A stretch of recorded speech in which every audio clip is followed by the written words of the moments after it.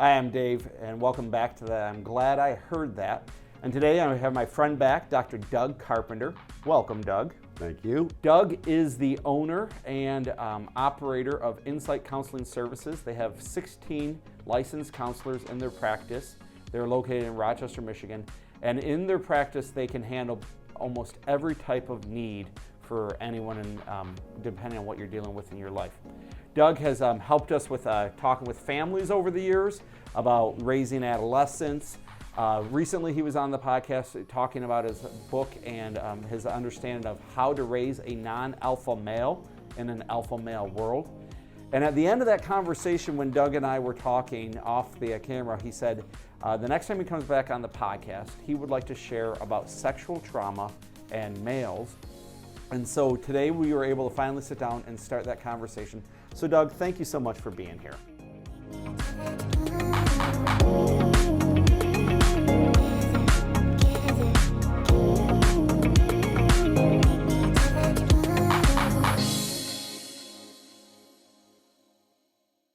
So Doug has released a new book that came out this January called Secret Shame, which we will also be talking through that a little bit in the book. I'm sure he'll be referencing that. But when Doug and I started talking about this conversation, one of the things that he shared with me is that if a man experiences sexual abuse, especially in their childhood, the average is 25 years before they'll begin to talk about it. I wanted to start with why did you want to be here today? Why did you want to talk about this? And then we'll kind of go from there. All right. Well, back in doctoral school, I decided to do my doctoral dissertation on sexual abuse. I had taken a course in school that was focused on childhood trauma, and a large portion of that was studying sexual abuse and sexual trauma in children. And so I found that class pretty fascinating. Since that time, I've just really been interested in the topic. Another reason that I was interested in the topic is when I was doing my doctoral work, a lot of my internship practicum experience was in a county jail. And the rest of the psychologists who worked there did not want to see the sex offenders. And I was willing to see them, so most of them ended up on my caseload. And I would say I can't really think of one sexual offender that I met who was not sexually abused themselves. Yeah. And so it started with a significant sexual trauma. I don't want that to be interpreted that if someone is sexually abused that they're going to end up being a perpetrator. That is not the case. Yeah. There's a very small percentage of men who are sexually abused who go on to be a sexual perpetrator. So that's very small. So please do not hear that in what I'm saying. It just happened to be that the sexual offenders I worked with did have sexual abuse as trauma, as the origin of their trauma, and contributed to their later acting out. And the third reason would be that there were some instances in my own life as a child where some inappropriate sexual things happened to me. And so it took me years to come to terms with that myself and admit that that was sexual abuse. I tried to just brush it off as other things or sex play between kids. So it took me a long time myself to come to terms with, hey, this was really abuse. And so those three reasons have just kind of fueled my interest in the topic. And throughout my career for the last 25 years, because I have a master's degree that specialized in addiction, I do a lot of work with people with addiction, and one of those areas is sexual addiction. And I've often found men who have problems with sexual addiction also have sexual abuse in their past. So I began to examine and study how those two things are linked. Okay. So there's a lot of variables, and that's probably a whole nother show that we could get into. So we're here to more talk about the sexual abuse piece, but sexual abuse can definitely lead to sexual addiction, and I will say some things about that. It was interesting when I dug into the research. I've read hundreds of research articles about male sexual abuse. And I found at least three very large studies with several thousand participants that identified that men wait an average of 20, 25 to 30 years before they ever disclose to anyone that they've been sexually abused. And that tended to coincide with what I found in practice. I would have men come in their middle-aged years, and I was the first person they ever told about their abuse, that they had never disclosed it. So I began to look into, okay, what is the reasoning for that? What's the purpose in men holding on to this secret for so long and it being such a trauma for them, but never dealing with it? And so in the research, there's not a ton of research, even though I've read hundreds of research articles. There's not a ton of research out there about male sexual abuse. Most everything that we hear, everything that's been studied is about female abuse. Right. And there's even some myths out there that male sexual abuse is not harmful to boys. And it goes back to that societal message that boys are always ready for sex. You should be always ready for sex. That it's a rite of passage, that you're earning your man cards, something, and some of that depends on if you're being sexually abused by a male or your perpetrator is a female. But in our society, male sexual abuse has not been viewed the same way as female sexual abuse. And so much less research has been conducted on male sexual abuse. So of the articles and research journals that I have been able to find, the reasons men don't tell was one of the most researched areas when it came to male sexual abuse. And so there's a chapter in the book, my book is called Secret Shame. There's a chapter in the book, I think it's chapter 9, that deals with all the reasons that were identified throughout the literature of why men don't tell.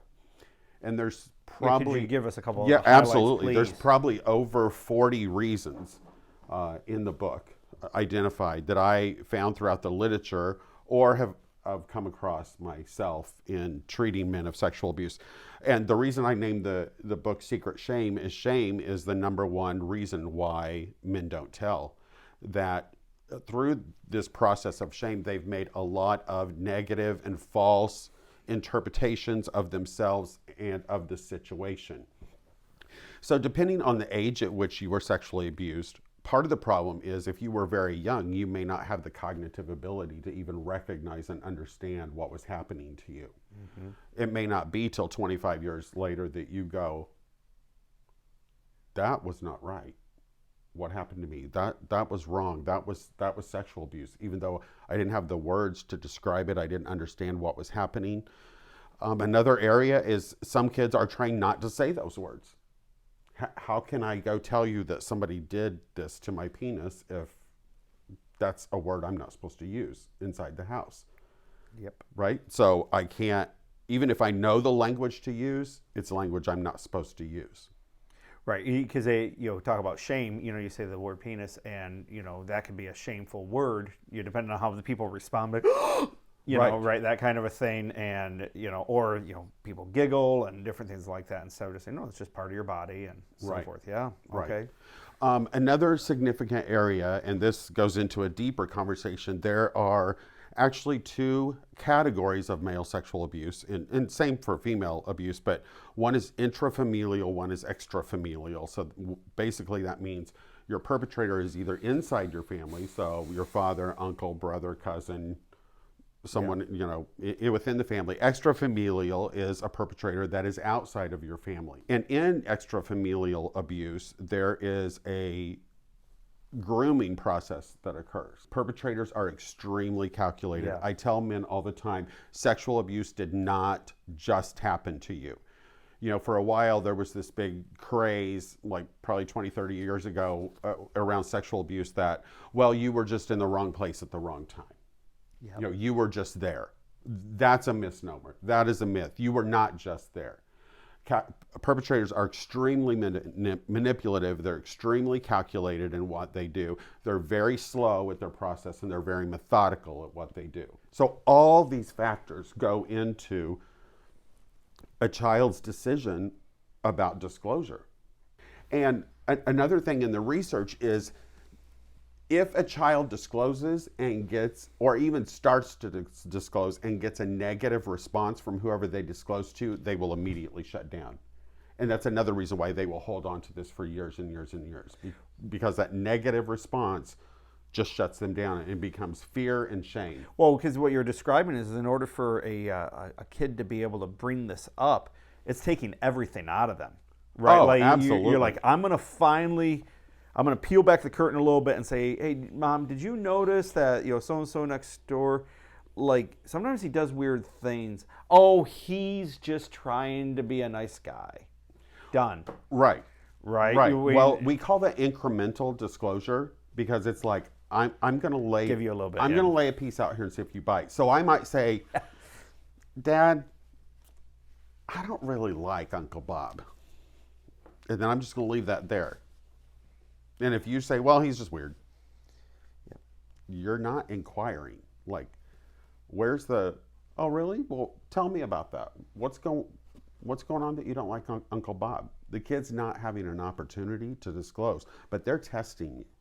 They're laying that morsel out to see if you're going to bite, if you're going to be safe for them to disclose. All right, so up until this point, you've given us really a lot of information, and I think what this helps people understand is like, okay, so I have a child who's in this age range, basically, 6 to 12 years old. Okay. Not saying that older kids don't get abused. They do. Absolutely.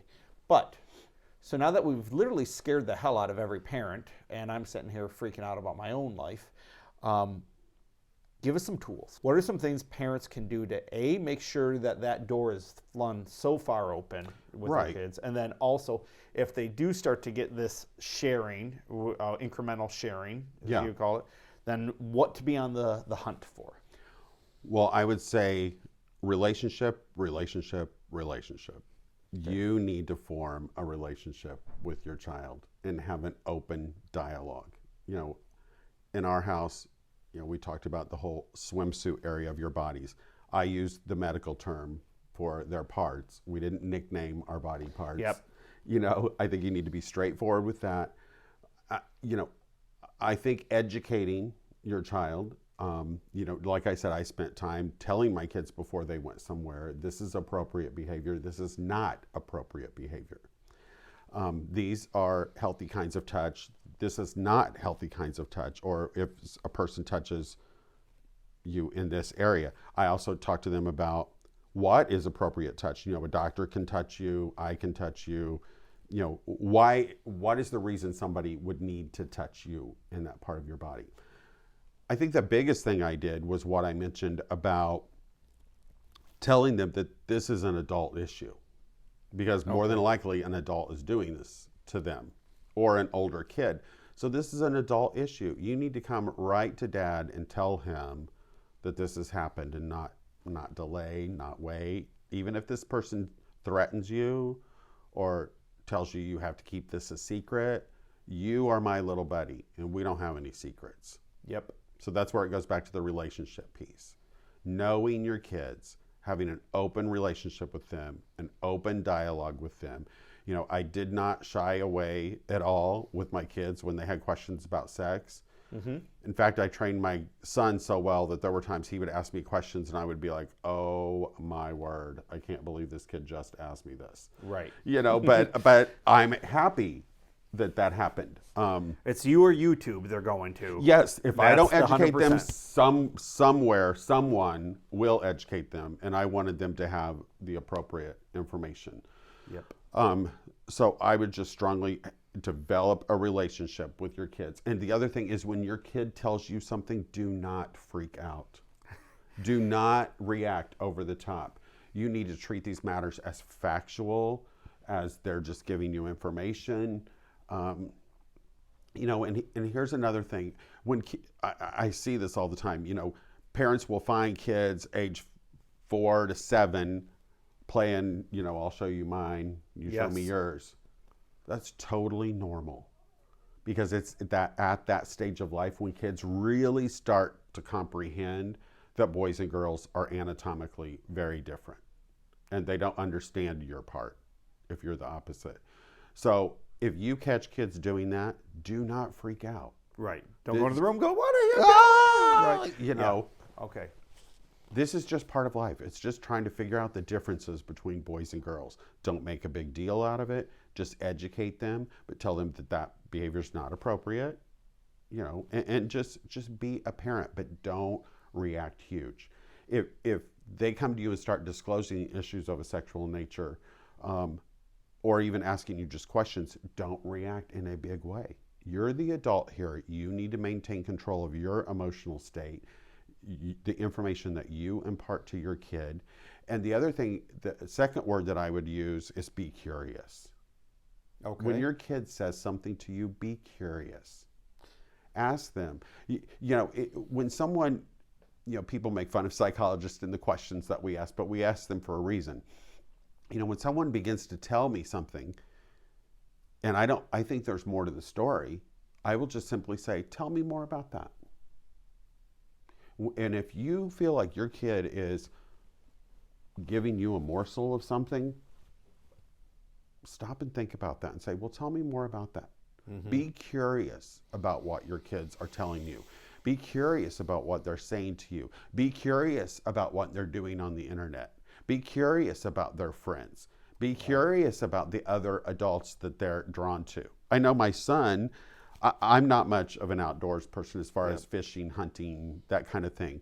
But my son was way into that. Well, there was a much older, like grandpa type of individual at the church who wanted to take him on this trip and them do all these kinds of things. I knew this man fairly well, but I still sat down with my son and said, here's what this trip should look like. And here are things that shouldn't ever be involved in this trip. And so he went into that fully educated. And of course, nothing happened, which I'm very thankful about, but at least he was educated about what to look out for. Okay. I tried to prepare him.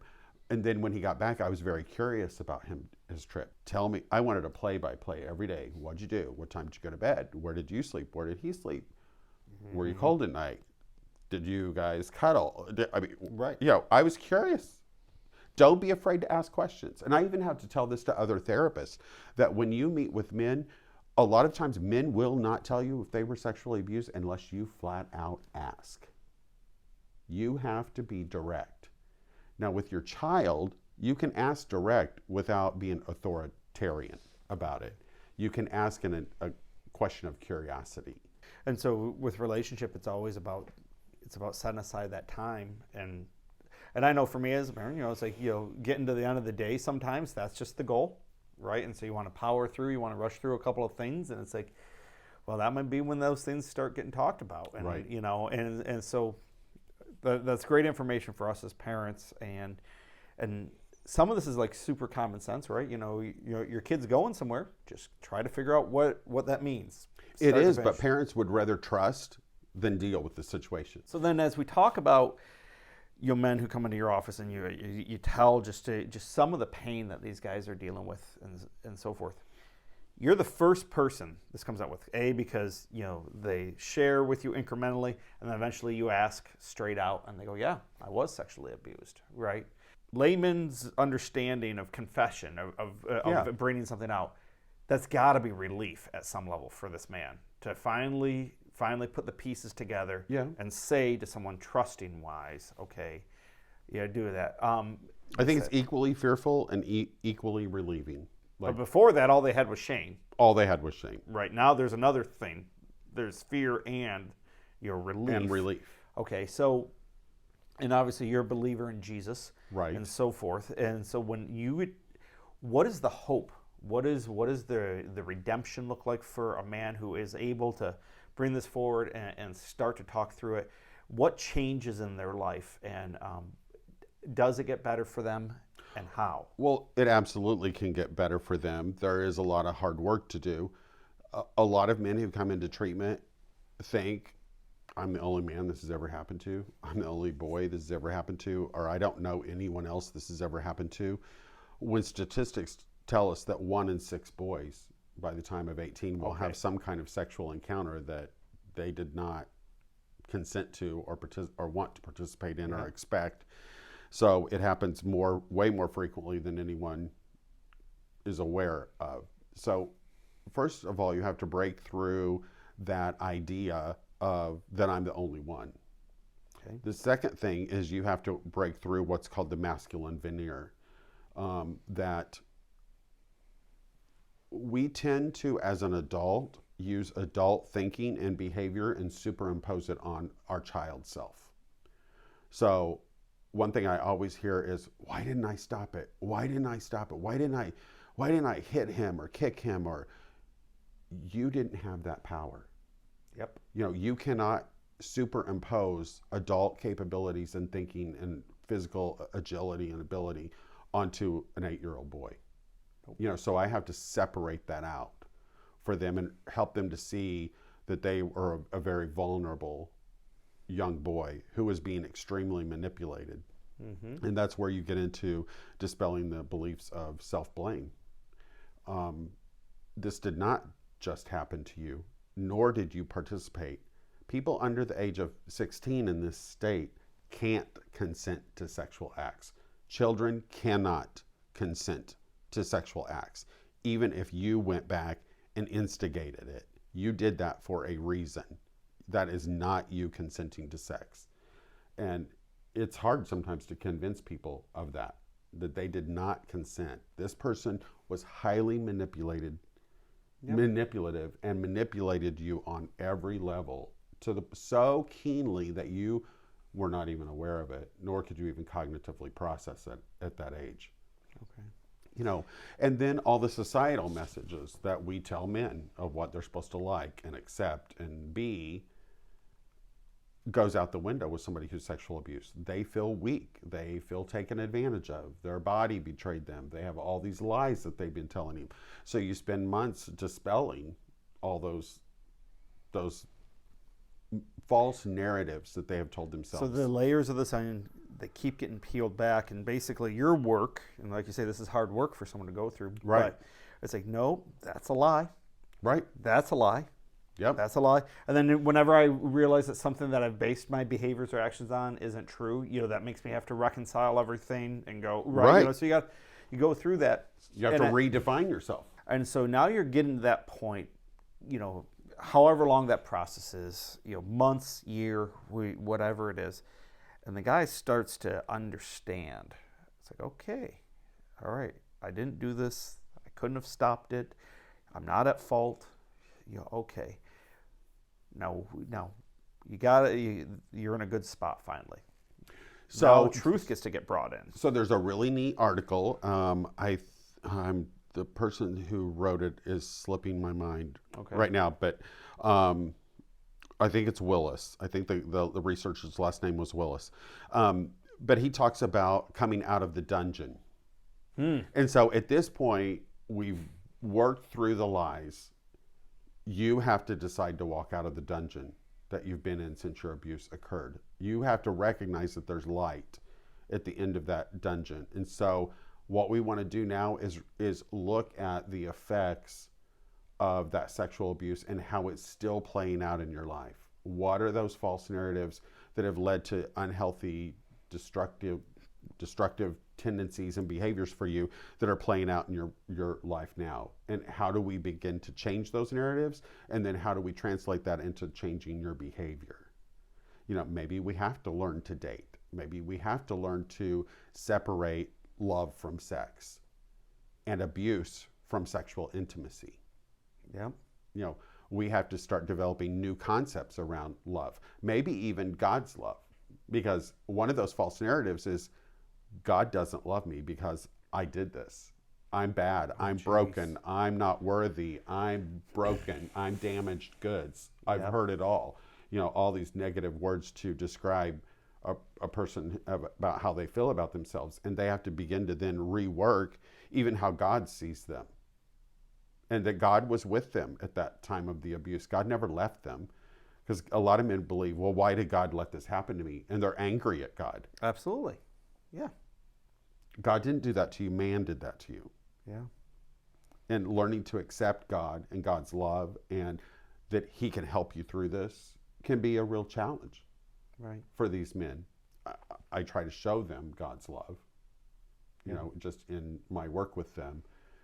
and to help dispel all these negative things that they've learned about themselves. And that imagery of coming out of the dungeon, you think about stories, and and that's a great imagery, because I think every guy can grasp that. But it's like, so the opportunity is that you are going to get to experience life in a way that the air is going to be a little cleaner, the sky is going to be a little bluer, birds are going to chirp a little louder, and you're like, oh, this is I'm coming alive in ways you didn't know.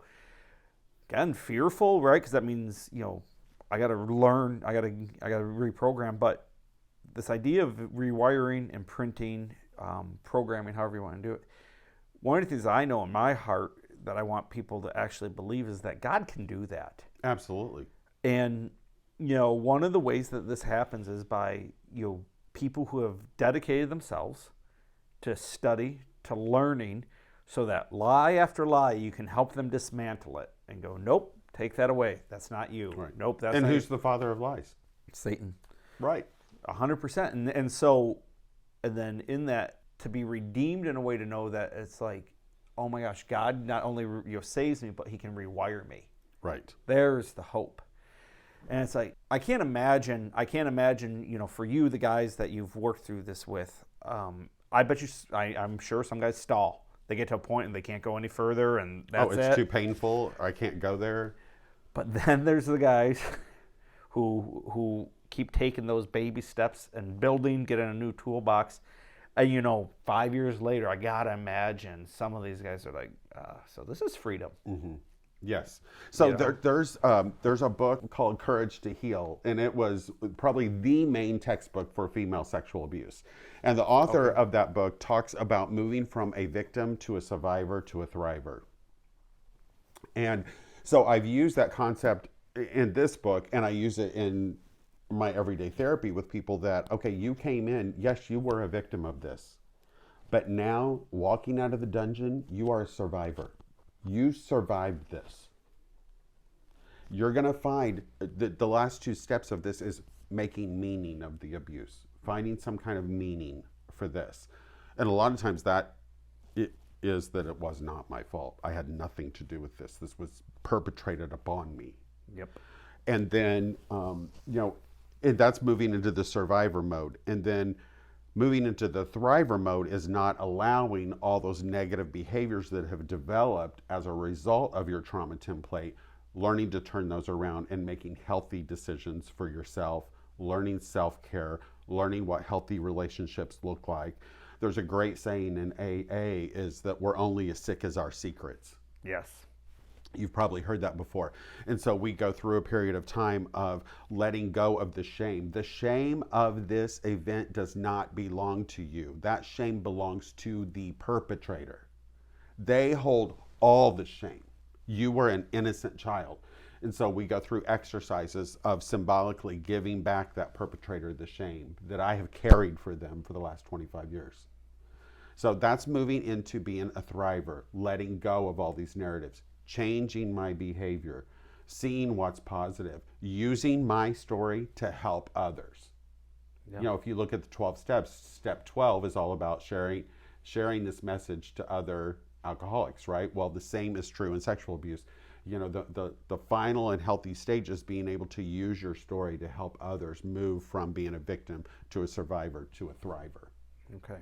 And my work is complete when you become a thriver. Yeah. Yeah, that's going to be quite the reward to see someone get there. It is. All right, so I assume that Secret Shame, is this available on Amazon? It is available on Amazon. There is a complimentary text that goes with that book, and it's called the Secret Shame Workbook, and it's a 150-page book that coincides with the book, and it provides exercises for each chapter to help you work through the information presented in that chapter. So you can also get the workbook if you're a male who either wants to work through this on your own, wants to work through this with a therapist, and it can even be used in a group format with a group of men who've been sexually abused. I'd like to say thank you to Doug again for coming by. What an amazing resource to have in our own local area, and for having a desire to write a book about this, and to also be able to help us understand a little bit more, so that maybe we can help people move towards healing, or someone watching this says, there's some things that I need to start to dig through, and let me get the right people around me to do that, because this is not a road you go alone. No. 100% on that. And so today is obviously a pretty heavy subject, but what I'm going to ask is that you would hit our like button and also subscribe to the YouTube channel. And again, Doug, thank you so much for coming by today. Thank you.